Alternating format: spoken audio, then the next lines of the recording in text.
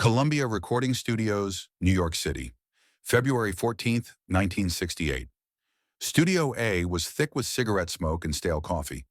Bob Dylan sat on a wooden stool in the middle of the room, acoustic guitar balanced on his knee, headphones loose around his neck. He was 3 hours into a session that was supposed to be quick. Nothing was quick anymore. The tape reels turned slowly on the Ampex machine. Dylan had been working on the same verse for 40 minutes, changing a word here, a phrase there, never satisfied. "Bob, you want to try another take?" The engineer's voice crackled through the talkback. Dylan didn't answer. He stared at the lyric sheet, his face hidden behind curly hair. It was Valentine's Day, but nobody was thinking about love. They were thinking about deadlines, about the fact that Bob Dylan was supposed to be prolific, but lately every song felt like pulling teeth. The session musicians had been sent home. Dylan wanted to work alone. Just him, the engineer, and the assistant who'd gone for cigarettes and hadn't returned. Dylan adjusted the microphone and began playing again. His fingers moved with casual precision. The melody was simple, hypnotic. He sang the first verse in that distinctive nasal voice, half speaking, half singing, every word weighted with meaning. The control booth was silent. The engineer had learned not to interrupt Dylan when he was focused. Dylan reached the second verse, his voice dropping lower, more intimate. He was halfway through the third line when the studio door opened. Not the control booth door, the exterior door, the one that was supposed to be locked. Dylan's fingers kept moving, but his eyes shifted. Whoever it was could wait. But then he saw who it was, and Bob Dylan stopped playing. Jimi Hendrix stood in the doorway like he'd appeared from nowhere. Purple velvet jacket over paisley shirt, beads around his neck, iconic afro, perfectly wild. He didn't say anything, didn't wave, just stood there with one hand on the doorframe, looking at Dylan with intense, knowing eyes. Dylan's hands froze on the guitar. The last chord hung in the air, then faded. In the control booth, the engineer's hand stopped midair. "That's Jimi Hendrix, in our studio, right now." The cigarette assistant appeared behind Hendrix, looking panicked. "You don't stop Jimi Hendrix." Dylan stood slowly. "Jimmy?" Hendrix smiled, small, almost apologetic. "Hope I'm not interrupting, man." Dylan glanced at the booth. "We're in the middle of a session." "I know." Hendrix stepped inside. "I heard you playing from the hallway. Sounded good." The engineer didn't know what to do. Keep rolling? Call someone? He just sat there watching two legends stand 6 feet apart. Dylan set his guitar down. "How'd you even know I was here?" "I didn't. Working downstairs. Someone mentioned you were up here. Thought I'd say hello." Dylan nodded. This wasn't how sessions worked, but this was Jimi Hendrix. Different rules. "You working on an album?" Hendrix asked. "Always working on something." Dylan lit a cigarette. "You?" "Yeah, Electric Ladyland. Been living in the studio lately." Dylan nodded. He knew the feeling. The silence stretched, heavy, like something neither wanted to say first. The engineer pressed talkback. "Bob, you want me to?" "Keep rolling," Dylan said. Hendrix's eyebrows raised. "You're recording this?" "Everything's recorded. Never know what might be useful." And that's when everything changed. Hendrix looked at the guitar. "What were you working on?" Dylan shrugged. "New song. Can't get it right." "Can I hear it?" Dylan could say no, could say he wasn't ready. Instead, he picked up his guitar and started playing. No explanation, no context, just played. The melody was haunting.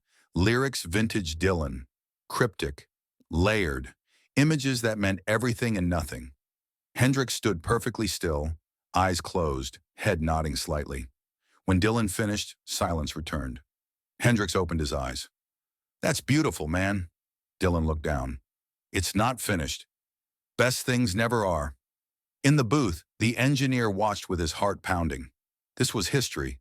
Hendrix walked closer. "You mind if I say something?" "Go ahead." "The second verse, where you go from minor to major, that's the moment. That's where the song lives." His hands moved, shaping sound in air. "But you're rushing it, like you're afraid to let it breathe." Nobody talked to Bob Dylan like that, but Hendrix wasn't being critical. He was being honest. Play it again, Hendrix said. When you hit that change, hold it. Let the silence work. Dylan took a long drag, set the cigarette down, picked up his guitar, and played the verse again. This time at the chord change, Dylan hesitated, held the moment, let space expand. It was perfect. Dylan looked up with something close to surprise. You're right, Hendrix smiled. I know good songwriting when I hear it. Dylan laughed. Actually laughed. Tension broke. You want to sit down? Dylan gestured to a chair. Hendrix pulled it closer, sat like he'd been there all along. So, Dylan said, you just came to give me advice? Hendrix shook his head. Actually, I came to thank you. For what? For all along the Watchtower. Dylan went still. You heard that? I didn't just hear it. Hendrix leaned forward. I've been recording my own version. You're covering it, if that's okay with you. Dylan had just released Watchtower 3 months ago. Most people hadn't heard it, but Jimi Hendrix had found it, loved it, was recording it. Why that song, Hendrix thought. Because it's perfect. But, he hesitated. But what? I heard something in it you didn't put there. Or maybe you did and played it different.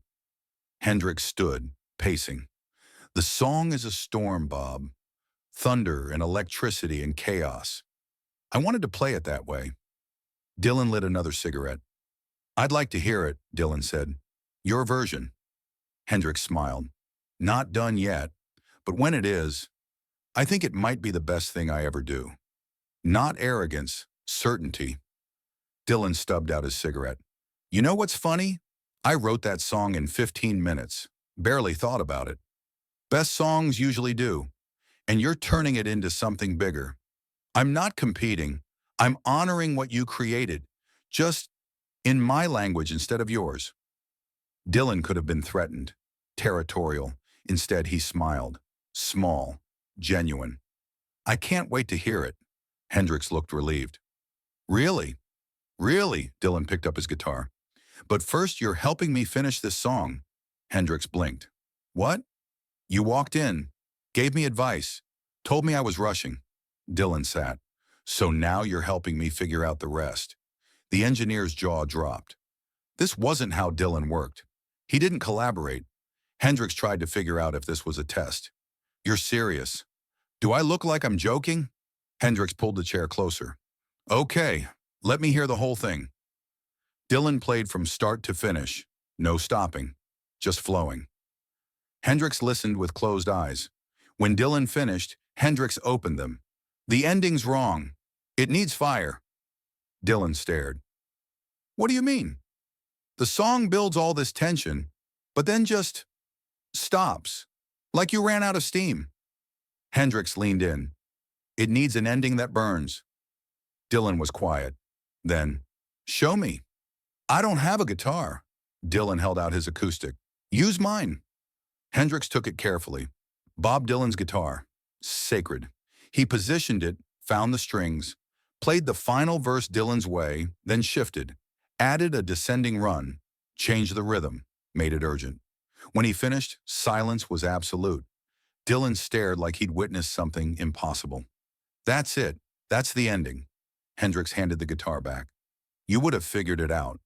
Maybe, but you just saved me 3 hours. They both laughed. What happened next became history. Let's record it, Dylan said. Right now, with that ending. You want me to stay? If you've got time?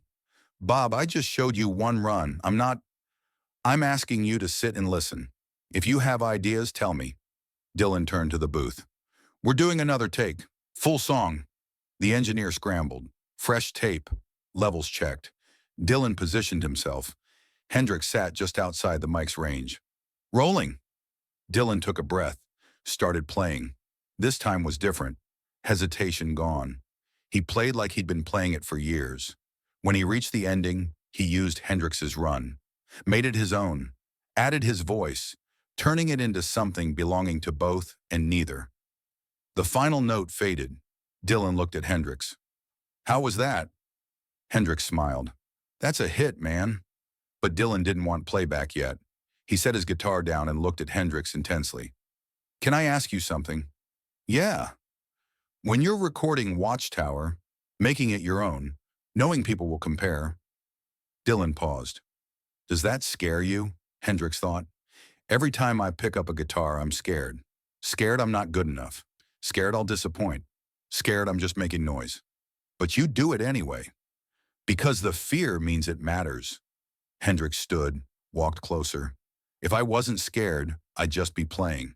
This way, I'm creating. Dylan nodded. This connected them. The fear, the constant doubt, and the courage to create anyway. You know what I think? Your version of Watchtower is going to be better than mine. Hendrix started to protest, but Dylan held up his hand.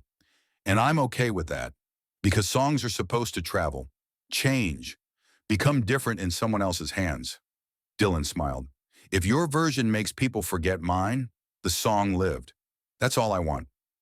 Hendrix looked at Dylan with reverence. You really mean that? I do. Something passed between them. Understanding. Mutual respect deeper than music. You want to hear the playback? The engineer asked. Dylan looked at Hendrix. You staying? If you want me to. I do. The playback filled Studio A. Every nuance captured. They listened in silence, focused entirely on the music. When it ended, Dylan turned. Your ending made it. Your song made it. I just added punctuation. That's a keeper, Bob. Overdubs? The engineer asked. Dylan thought. No, that's the take. Hendrix nodded. Don't mess with it. Perfect as is. Neither was ready to break the spell. Finally, Hendrix said, I should let you work. You're not interrupting, you're helping. Still, you've got an album to finish. Hendrix headed for the door, stopped. Bob? Yeah? Thank you, for the song, for letting me make it mine. That means more than you know. Dylan waved it off. Just don't make me look bad.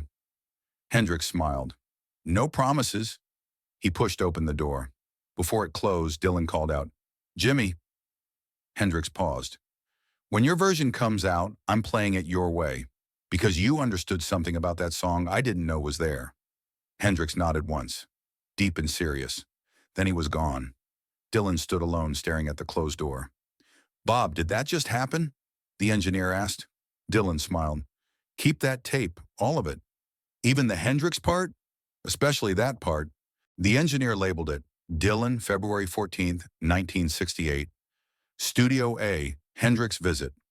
Filed away with hundreds of others, never imagining it would become one of the most sought-after recordings in history. Because what it captured wasn't just a session, it was a conversation between two artists at their peak, figuring out what they were capable of. Later that year, September 1968, Hendrix released his version of All Along the Watchtower. It exploded, number 20 on Billboard, higher than Dylan's original. Hendrix's electric arrangement, urgent vocals, transformation of Dylan's folk meditation into rock anthem. Everything he'd promised. When Dylan first heard it on the radio, he pulled over to listen. Sat parked on a highway, listening to Jimi Hendrix play Bob Dylan better than Bob Dylan had. When it ended, Dylan said aloud, he was right. It is a storm. From then on, Dylan performed Watchtower using Hendrix's arrangement. Not his own. He'd seeded the song completely. This is unprecedented. Songwriters don't adopt cover versions of their own songs. But Dylan wasn't interested in ownership. He was interested in truth. And Hendrix's version was truer. The story was never publicized. No press, no photos, no interviews.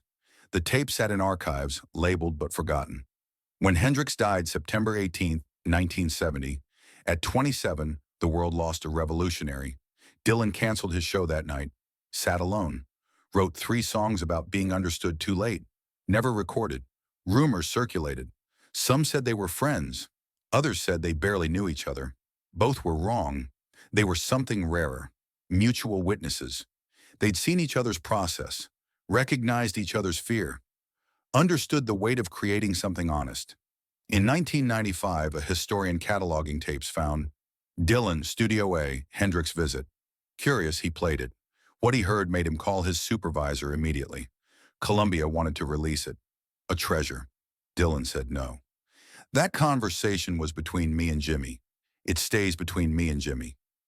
The tape went back to archives where it remains, heard by only a handful. This story defines what art is really about. Recognition. When Hendrix walked through that door, he wasn't proving anything. He was saying thank you. Acknowledging Dylan had created something that moved him deeply enough to reinterpret. When Dylan invited him to stay, to help, he acknowledged the same. Hendrix saw something he'd missed. This is how real art grows, not through isolation and ego, but through conversation and humility. All Along the Watchtower exists in two versions now, both masterpieces, both essential. They exist because two men were brave enough to be honest on a February afternoon. The song Dylan worked on that day never got released. He kept it for himself, plays it occasionally alone, remembering the afternoon a legend made him a better songwriter. Every February 14th, Dylan pulls out the tape and listens. Not to hear his own work, to hear Hendrix's voice, the respect he showed, the understanding he offered. It's Dylan's way of keeping the conversation going. Jimi Hendrix walked into Bob Dylan's recording session uninvited on February 14th, 1968. Dylan stopped, then did something that changed how both men understood their art. He listened. And in listening, he gave Hendrix the greatest gift one artist can give another: permission to be better. That's the story nobody knows. The moment nobody witnessed except three men and a tape machine. Two legends, one afternoon, a conversation about fear and fire and what it means to create something true. That's what happened when Jimi Hendrix walked uninvited into Bob Dylan's session, and why it matters more than any song either recorded.